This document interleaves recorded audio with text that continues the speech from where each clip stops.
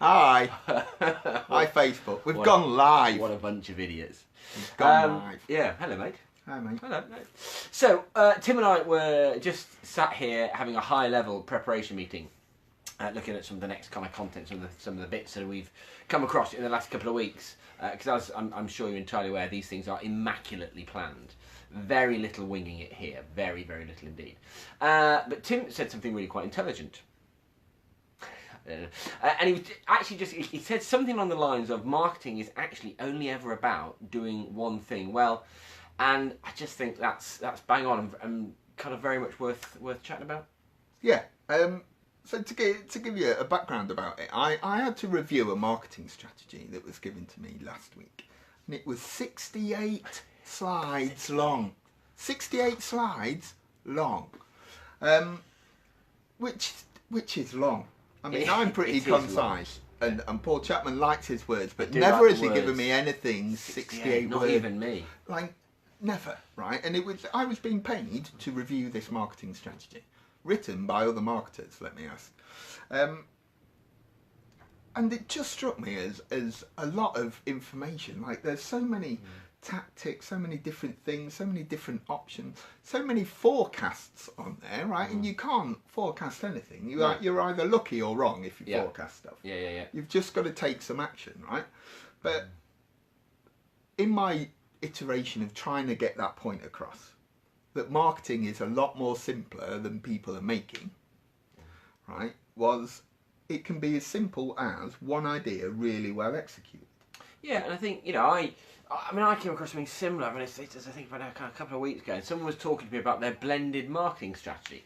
And I kind of get it, and I kind of get where they're going on, but what they actually ended up with, like 6 things going on, and none of them were done well. And in this particular case, it was really interesting because got a big company, were paying, I think it was 4 because somebody was handing 2, but let's just say it was kind of 5 people, 5 different people, all to kind of play their part in it. But no one's puppet mastering, no one's going over the top, and it is...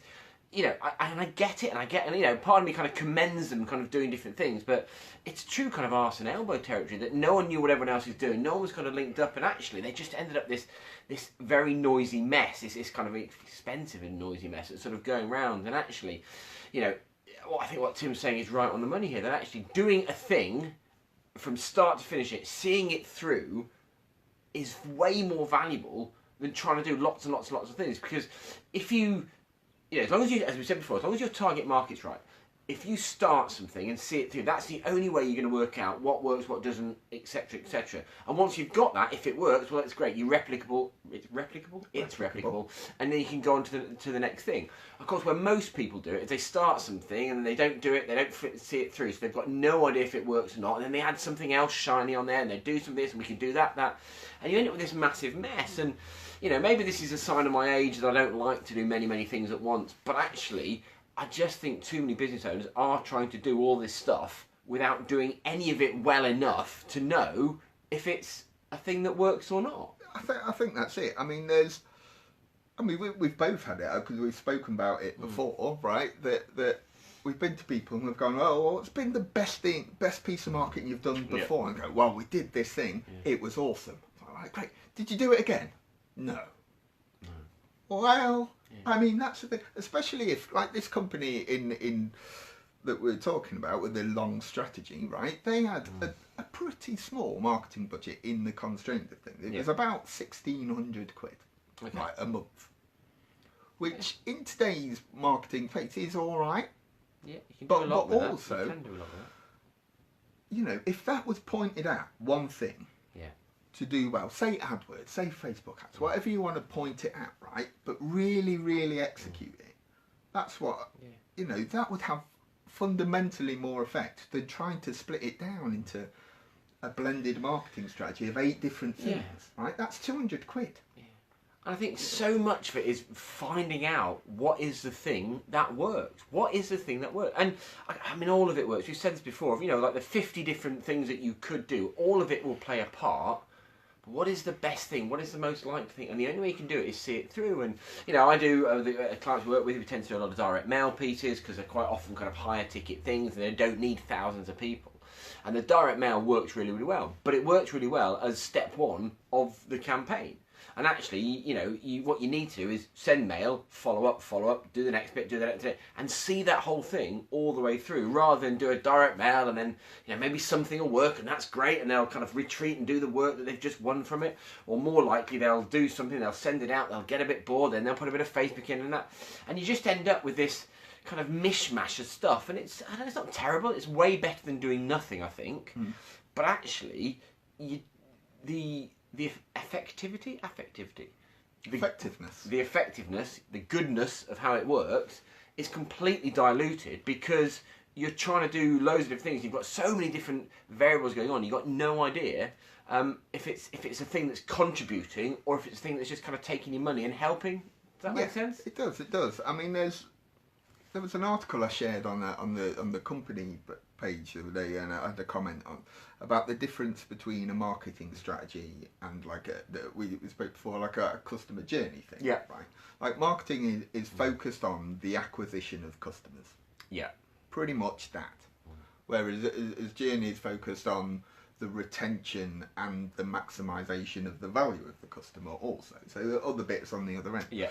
But there was so much bump you can do in the acquisition of a customer. Like, if you were to make a list of ways you could acquire a customer, right, they'd be tens, if not hundreds of things on there. Things that can be done. So you've got to figure out a way of prioritising that somehow in your mind, right? And you might have an educated guess, knowing your customers and everything. You might want to just ask some existing customers and go, stop it. What do you like? I know, ridiculous. But asking like some existing customers. But at some point you've got to go, okay, I'm putting my money where my mouth is on these three things, and I'm gonna see it through for a good amount of time until the end, till I've got a good amount of results or a good amount of data that I can make a real decision on, right? Yeah, and I guess we are probably stumbling back into strategy versus tactics again, and the fact that actually it's all very well saying choosing those three things, but if you haven't got a plan, you can't choose the three things. You are left with effectively kind of fishing for tactics again, and just, oh well, I'll try a bit of this and try a bit of that. It's only when you think, well, look, these are the people that we really want to do. What do we know about blah blah blah blah blah? But right, all my common sense, everything about me is telling this is the right way to do it.